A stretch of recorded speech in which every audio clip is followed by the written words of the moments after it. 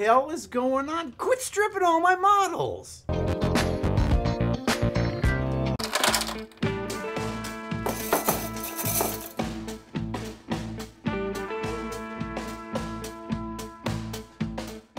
There's actually some pretty good deals to be had out there, whether it's on eBay or in your local gaming community or even gaming stores for second-hand models. But our initial assumption is that we then have to strip the models entirely and repaint them from scratch before we ever play with them. That sounds like a massive waste of time. So today I'm going to show you how I go through and paint up a model that was secondhand and kind of looks like doo-doo up to a good-looking model in not a lot of time. First thing we're going to do is take a look at the models that I have to work with and figure out which one I'm gonna paint. Now, another good use for this is models that you painted a long time ago when you were not very good at painting. You don't need to strip those and start over again. We're just gonna take the old style that we started with and bump it up a notch. Oh, and all these models come from my local friend Derek, who is a Dark Angels player, as we'll see here going forward. And he said it's okay if I poop on his models and tell him that his paint jobs are crap because these were his first models when he first started gaming.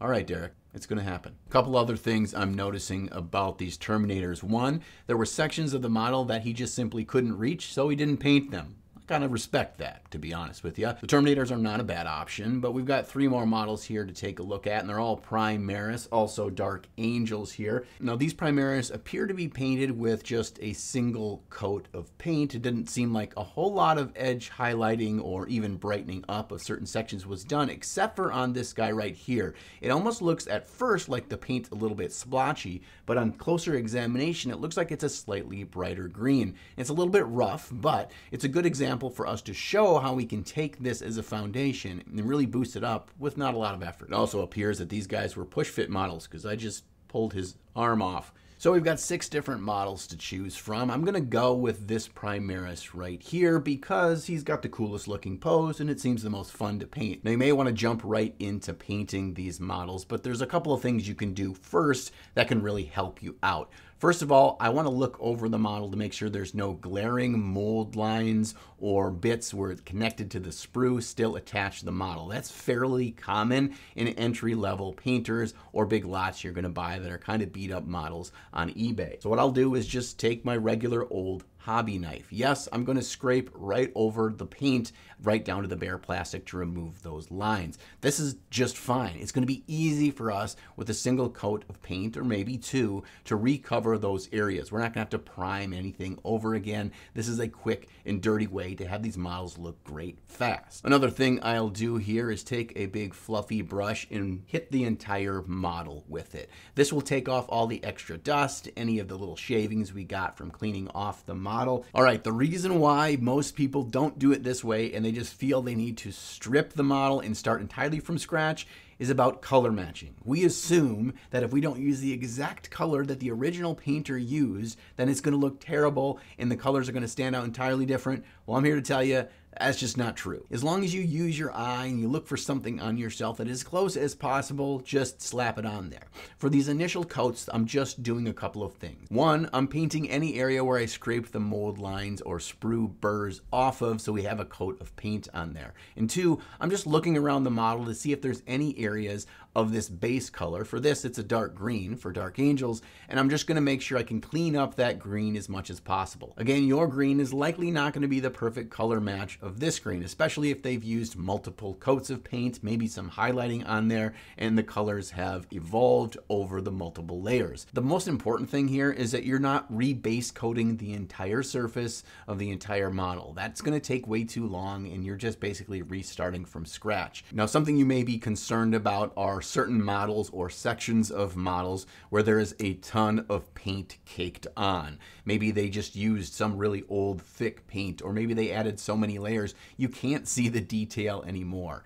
Well, in those situations, you have to ask yourself, is this model worth saving? If the entire model looks like a blob, probably it's not worth restoring. It's probably then either throw it away, find a new home for it, or maybe strip that one. I'm using pretty thick paint. I don't really add any water to it other than just what my wet palette gives it right off of the bottle. I want to make sure that I'm not having to go through with 3 and 4 or 5 coats to cover areas that I just want paint on. You may find that it is more difficult or more tricky than just painting the model for the first time, and that's because you're working around details that have already been painted, like trying to paint right next to a gold rimmed detail while you're putting on this initial base coat of green. Know that whatever color you're painting that is underneath, in this case all the armor, takes precedent. It's going to be easier for us to go back through and put gold over the top. Painting all the tiny details on our model is typically what takes a long amount of time and turns a 1 hour paint job into a 4 hour paint job. And so we really want to be sure to not overdo the amount of time we spend on painting details. And that's why doing a renovation project like this is so great, because the details are mostly all painted. Now, in choosing which colors to pick, in touching up the details, I find that it's better for me to go a little bit brighter, a little bit more vibrant than it is to go dull. Why? Because the next step that we're going to do once we get all of our details hammered out is really going to bring everything together and meld our colors so our color matches didn't need to be perfect. And in order for us to do that, we need to have a color that's okay to be brought down a little bit in vibrancy so we don't have to go back through with multiple coats later. As we get into small details like around the helmet, you'll see that our biggest skill that we're using here is having some brush control and really defining the shapes well. And this will really test where you're at in your painting skills at this time. It's great practice to work on this stuff. And that doesn't mean that you need to take hours to really perfect it, but as you're trying to outline the eye lenses or maybe the crisp shapes on the helmet, just try to do that a little bit before moving on to the next step.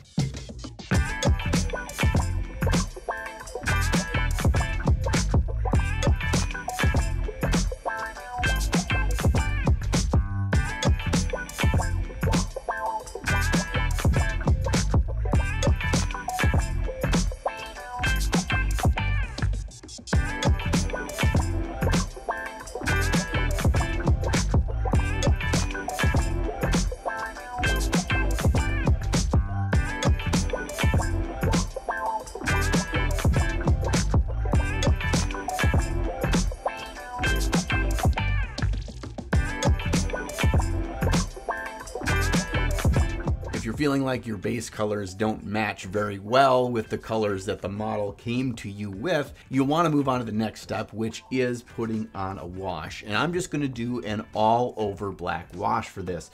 Now, historically, I'd tell you to use Nuln oil, but that stuff now is more like a contrast paint and it's quite glossy. So for this, I like to use the Too Thin's Coats Oblivion Black Wash because it acts like the old Nuln oil, which is much better. Now, you may be tempted to bust out a hairdryer to speed up the drying process on your wash, but I'd advise against it. I find that you often will get tide marks or uneven pooling from the air that's pushing the wash around while it's trying to dry, so just give it a couple minutes.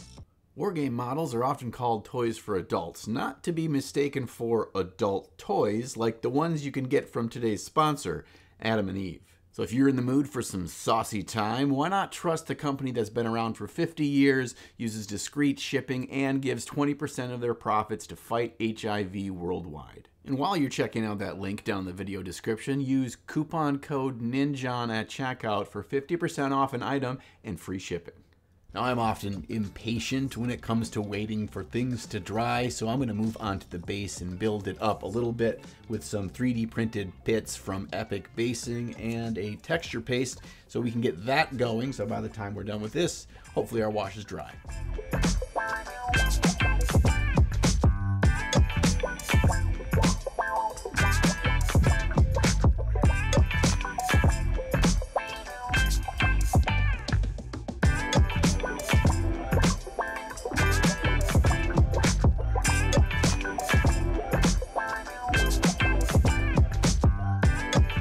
Alright, now our texture paste is going to be drying and we get a good look at our dried wash step. As you can see, we really have a lot of these colors melded together, and it may not be a perfect meld, but honestly, It's way better than it was before, and it gives us a base to work up from. We really have lost a lot of our definition in the shapes from the brighter scale, so we need to bring those back up. I'm going to start by mixing in a brighter green with that color match that I was trying to approximate on the armor and work it up from there. But by moving up a nice step here, it means that I could get away with just having one highlight here and then playing with the model. At this point, if I've done my previous steps correctly in defining and cleaning up all the shapes and colors and then blending them all back together with a wash, it should kind of feel like a standard painting up process here. I should really just be focusing on redefining the shapes with highlights, much like I do in any standard paint process. So the restoration aspect should largely be complete.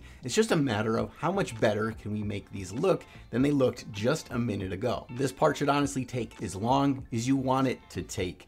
The point here that I'm showing is that you really can make anything that was underneath look just great by blending up with a few steps of highlights. One thing I always remind myself of when I'm painting a model is that the base color, in this case this dark green for the Dark Angels, is not the real color that makes the model stand out. It's how far I can push that up and create that interest through contrast to really define the shapes. And so the brightest highlight I'm using is a really vibrant green, and that's not the color when I close my eyes I picture when I think of Dark Angels, but it is the most important color, even though we're using very little of it. Now, as you're working around the model, you may have some areas that look a little patchy or a little funky from the underlying colors that you were given when you first started the model. The main thing I like to do when dealing with these areas is to create a bunch of tiny little scratches to show battle damage around those areas. This covers up any inconsistencies in the paint job, and it really looks like it was never even there. Now, I'm not going to come back in and edge highlight all the little details, all of the metallics for sure. I'm just going to leave as is. They look pretty good. I do want to come back in and work the red a bit more, and I've got a section up on the top of his head that's got some nasty splotching from the wash, which is fine. I'm going to use one highlight over the entire bits of red, so I don't have to do a bunch of steps. But for that one spot, I'm actually going to go back in and do my first color over the top. We got some good timing going here too. The texture paste on the base is just now fully dry, so I'll just finish up these two sections, paint that base, and then we'll be done.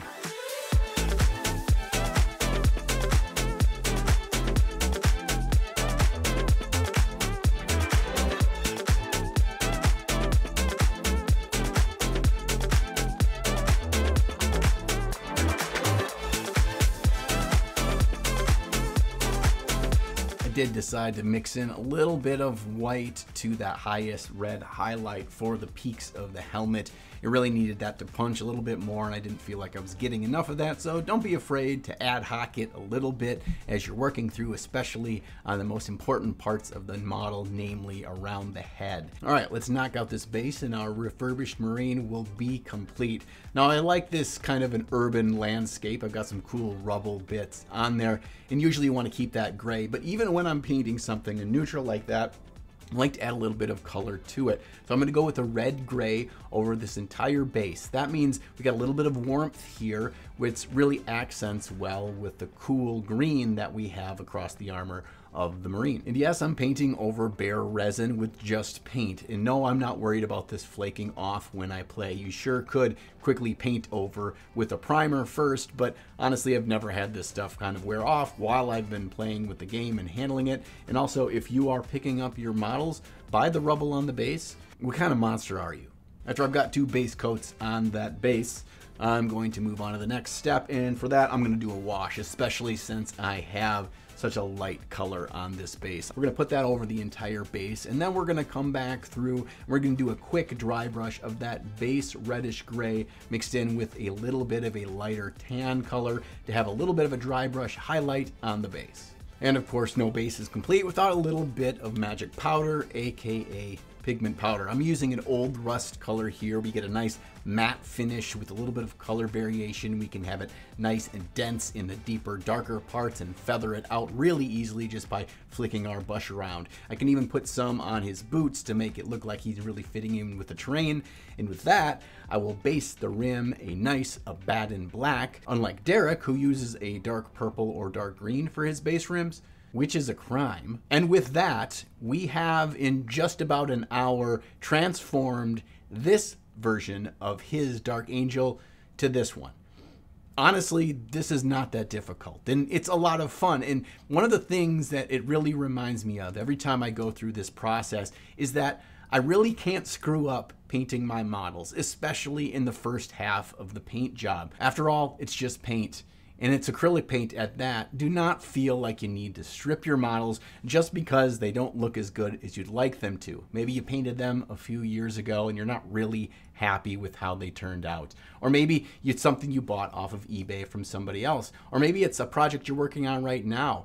Don't waste the time, the effort, and the money to strip a model when just putting more paint on it will often do a better job because you've already got some of the steps completed. And more importantly, you're actually learning as you go through these repair steps. You're figuring out what makes the model look better, what things you need to improve on, and what things you can keep and save time by not repainting. I hope you had a lot of fun hanging out with me today. These projects are always super cool, and a big thanks to Derek for lending me his models to show what it's like to get something when you just started and to upgrade it to your current level of painting. If you like the channel and you want to support it, you can check out my Patreon down below. The patrons that support me here are a godsend. You really are what allow me to keep the lights on and make great videos like this. You can also pick up a Ninjon shirt or get your hobby models and painting supplies down in my links below. A lot of those you get at a discount, cheaper than you can get anywhere else, and you support me in the process. I'm going to see you back here again real soon with another video. And sometime between now and then, make sure you find time in your day to slay the gray. Yeah. Fuck, this is still running. God damn it. Strip it, strip it, strip it, strip it, strip it.